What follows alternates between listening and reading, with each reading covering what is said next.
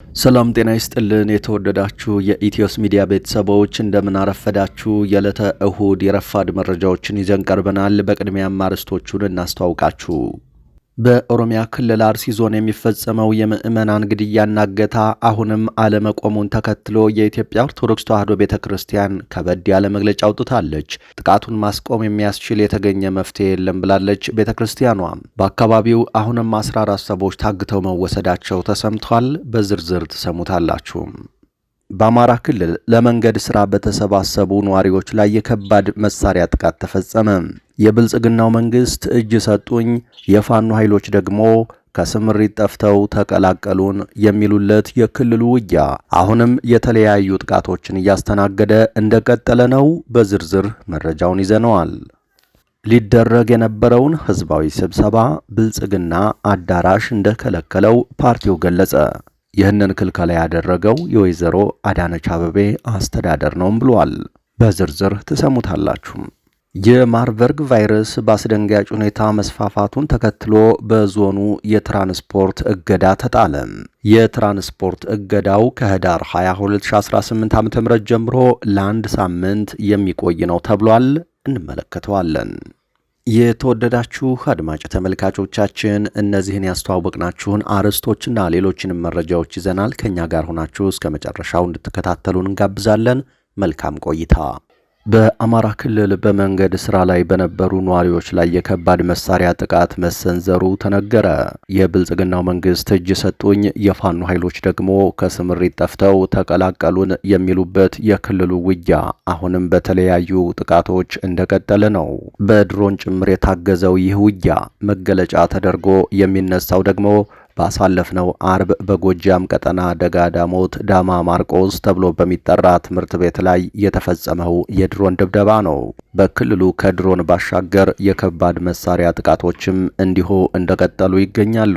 በሰሜን ወሎ ዞን መቄት ወረዳ ተፈጸመ የተባለው የከባድ መሳሪያ ጥቃት ደግሞ በልማት ስራ ላይ የነበሩ የአካባቢው አርሶ አደሮች ላይ የተፈጸመ ስለመሆኑን የታወቀው በክልሉ አዳዲስ መሰረተ ልማቶች ቀርተው የነበሩ መሰረተ ልማቶችን እያወደመ የሚገኘው የብልጽግናው አገዛዝ መንገድ ያጡ ነዋሪዎች በመሰባሰብ የመንገድ ጠረጋ ስራን እያከናወኑ በሚገኙበት ወቅት በዘፈቀደ አደረሰው በተባለ የከባድ መሳሪያ ጥቃት ጉዳት ማጋጠሙ ታውቋል። በክልሉ እየተደረገ ያለው ውጊያም በዕለቱ ከተመዘገበባቸው አካባቢዎች ውስጥ የደቡብ ወሎ አምባሰል ቀጠና፣ ሰሜን ሸዋ ዞን አረርቲ ከተማን ጨምሮ ሌሎች አካባቢዎች በምሳሌነት ይነሳሉ።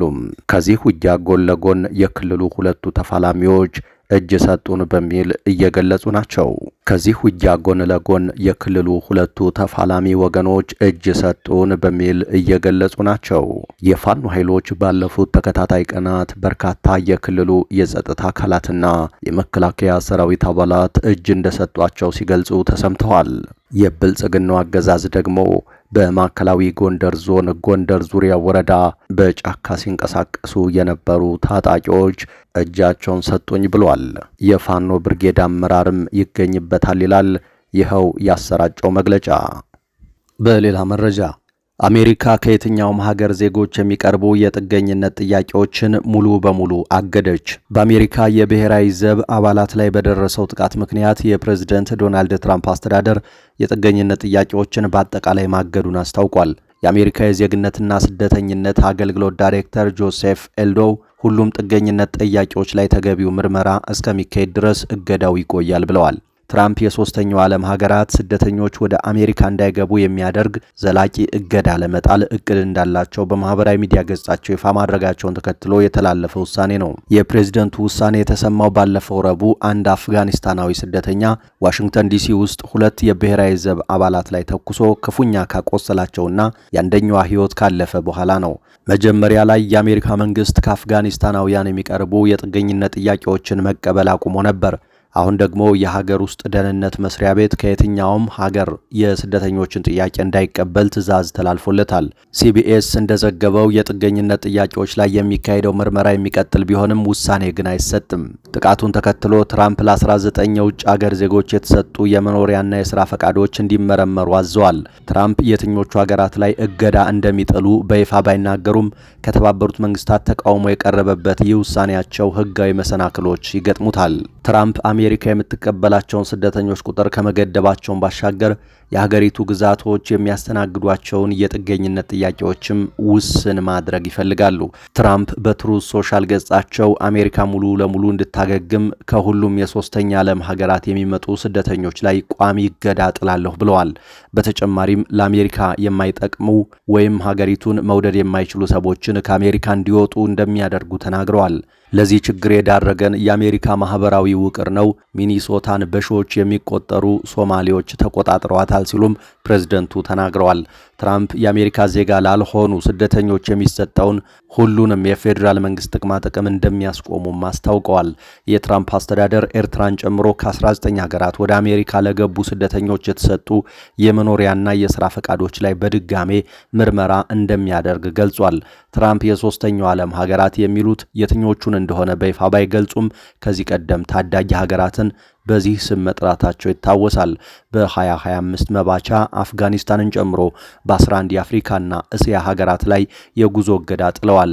ጥቃት አድርሷል የተባለው ተጠርጣሪ ራህማኖላህ ላካንዋል በአውሮፓውያኑ 2021 ወደ አሜሪካ የገባ አሜሪካ ከአፍጋኒስታን መውጣቷን ተከትሎ ለአፍጋኒስታን ስደተኞች ልዩ ጥበቃ የሚሰጥ አሰራር ስትዘረጋ ነው። ግለሰቡ የአፍጋኒስታን የደህንነት አካል የነበረው ዜሮ ዩኒት አባል እንደነበርም ተገልጿል።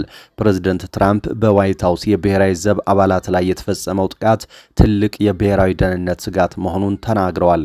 የተባበሩት መንግስታት አሜሪካ የስደተኞችና ጥገኝነት ጠያቂዎችን መብት የሚያስጠብቁ ዓለም አቀፍ ሕግጋትን እንድትጠብቅ አሳስበዋል። በሌላ መረጃ በኦሮሚያ ክልል አርሲ የሚፈጸመው የኦርቶዶክሳውያን ግድያና እገታ ተጠናክሮ ቀጥሏል። ጥቃቱን ማስቆም የሚያስችል የተገኘ መፍትሄ የለም ስትል ቤተ ክርስቲያኗ መግለጫ አውጥታለች። በኦሮሚያ ክልል አርሲ ዞን የሚፈጸመው የምዕመናን ግድያና እገታ አሁንም አለመቆሙን የአርሲ ዞን ሀገረ ስብከትና የኢትዮጵያ ኦርቶዶክስ ተዋሕዶ ቤተ ክርስቲያን ገልጸዋል። በቤተ ክርስቲያኗ የህዝብ ግንኙነት መምሪያ ኃላፊ መጋቢ ሰላም ሰለሞን ቶልቻ በዞኑ ሆንቆሎ ዋቤ ወረዳ ሰሞኑን 14 ሰዎች ታግተው ከታገቱት ውስጥ ገንዘብ ከፍለው 11ዱ ተለቀዋል፣ 3ቱ አልተለቀቁም ብለዋል። ሆንቆሎ ዋቢ ወረዳ ቀቅሳ ቀበሌ ህዳር 18 ቀን 2018 ዓ.ም 11 ኦርቶዶክሳውያን ተገድለዋል የሚሉ መረጃዎች ከስፍራው ወጥተዋል። ይህንን ሰምታችሁ ነበር በሚል ጥያቄ ቀርቦላቸው እገታ ነው የተፈጸመው፣ እኛ ባለን መረጃ ግድያ የለም ሲሉ መልሰዋል። ባለፈው ሳምንት በዚሁ ወረዳ አንድ አርሶ አደር በታጣቂ ኃይሎች ተገድሎ ጅብ በልቷቸው ጥፍርና አጥንቱ ልብሱ ብቻ እንደተገኘ የሟች ባለቤትም ከባድ ጉዳት እንደደረሰባት አንድ የአርሲ ዞን ወረዳ ቤተ ክህነት አመራር ተናግረዋል። በኢትዮጵያ ኦርቶዶክስ ተዋሕዶ ቤተ ክርስቲያን የአርሲ ዞን ሀገረ ስብከት በበኩሉ ህዳር 14 ለ15 አጥቢያ በመርቲ ወረዳ ፈረቅ ሳጃዊ የሚባል ቦታ ሽመልስ ሙላቱ፣ አበራ ሽመልስ፣ ብርሃኑ ሽመልስ የተባሉ ምዕመናን በቤታቸው ተገድለዋል ሲል ገልጿል። ጥቃቱ በዞኑ እየተደጋገመ ቀጥሏል። ችግሩ እንዲፈታ ቤተ ክርስቲያኗ ምን እየሰራች ነው በሚል የተጠየቁት የቤተ ክርስቲያኗ የህዝብ ግንኙነት መምሪያ ኃላፊ መጋቢ ሰላም ሰለሞን ቶልቻ ከዚህ በፊት በነበረው ሁኔታም የምዕመናን ግድያው፣ እገታና ማፈናቀሉ እየተፈጸመ ነው። በየቀኑ ምን አዲስ ነገር ተፈጠረ እያልን ነው። ጥቃቱን ማስቆም የሚያስችል የተገኘ መፍትሄ የለም የሚል ምላሽ ሰጥተዋል።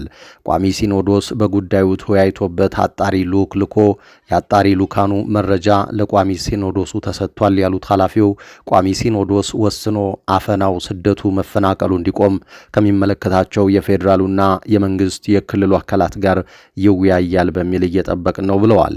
ሀገረ ስብከቱም ያሉትን ሪፖርቶች ይቀበላል፣ ይሰማል።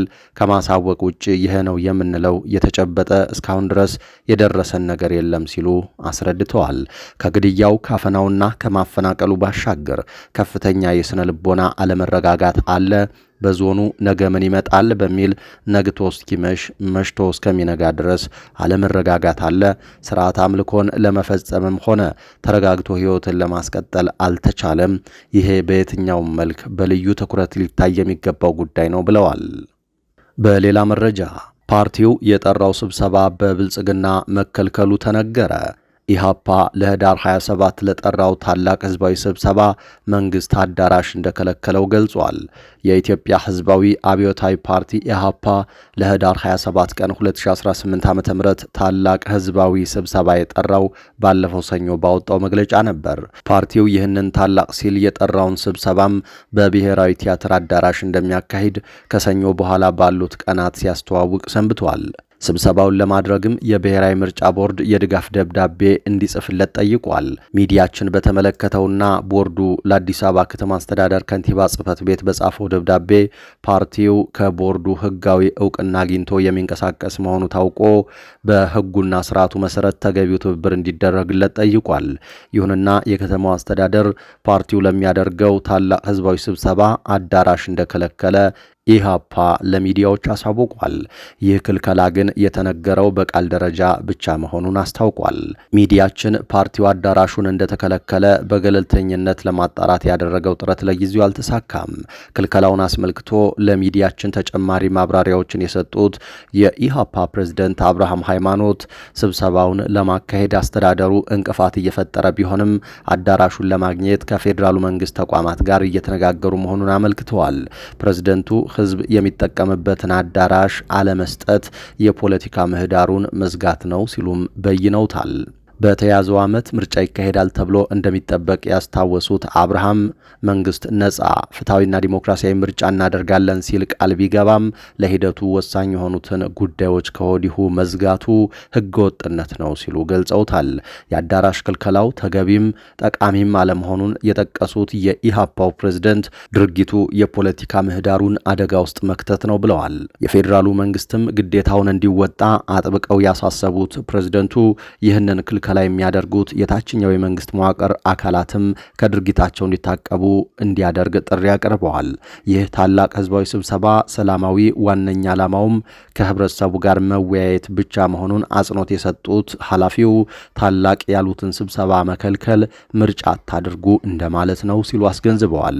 ኢሃፓ ሰኞ ባወጣው መግለጫ በዚህ ታላቅ ህዝባዊ ስብሰባ ላይ የንጹሐን እልቂት፣ የግፍ እስር፣ ጦርነት፣ ድህነት፣ ረሃብ፣ የሰላም እጦት፣ ስደት፣ መፈናቀልና ህዝባችንን ያጎሳቆሉት መከራዎችን ማብቂያ ዙሪያ እንደሚመክር አስታውቆ ነበር። ልክ የዛሬ 2 ዓመት በተመሳሳይ ህዳር ወር ጦርነት ይቁም፣ ተፈናቃዮች ወደ ቀያቸው ይመለሱ፣ መከላከያ ወደ ካምፑ ይግባ የሚሉ መሪ ሐሳቦችን የያዘ ሰላማዊ ሰልፍ ህዳር 30 ቀን 2016 ዓ.ም ለማካሄድ ታቅዶ የነበረ ቢሆንም ህዝባዊ ትዕይንቱ ሳይካሄድ የኢሃፓ ከፍተኛ አመራሮችን ጨምሮ የሰልፉ አስተባባሪዎች ለ4 ወራት ገደማ በአዋሽ 40 በእስር አሳልፈው መለቀቃቸው አይዘነጋም። በሌላ መረጃ የማርበርግ ቫይረስ በአስደንጋጭ ሁኔታ መስፋፋቱን ተከትሎ መንገድ ተዘጋ።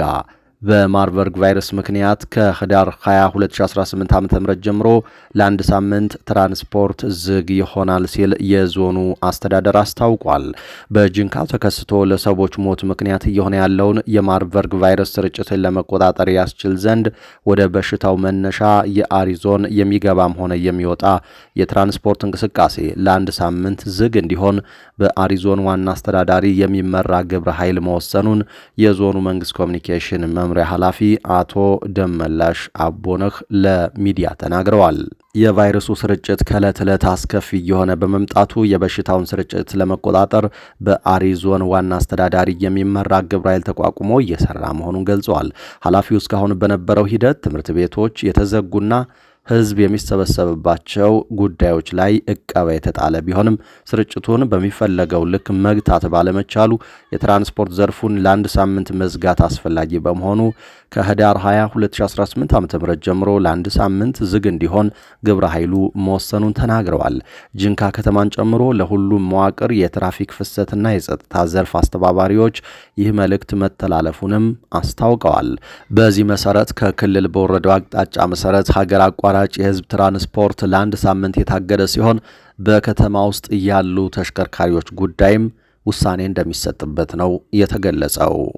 የተወደዳችሁ አድማጭ ተመልካቾቻችን ከኢትዮስ ሚዲያ ለዚህ ሰዓት ያዝናቸው አዳዲስ መረጃዎች እነዚህ ነበሩ። በአመሻሽ መረጃዎች ድጋሜ እንገናኛለን። መልካም ዕለተ ሰንበት ይሁንላችሁም።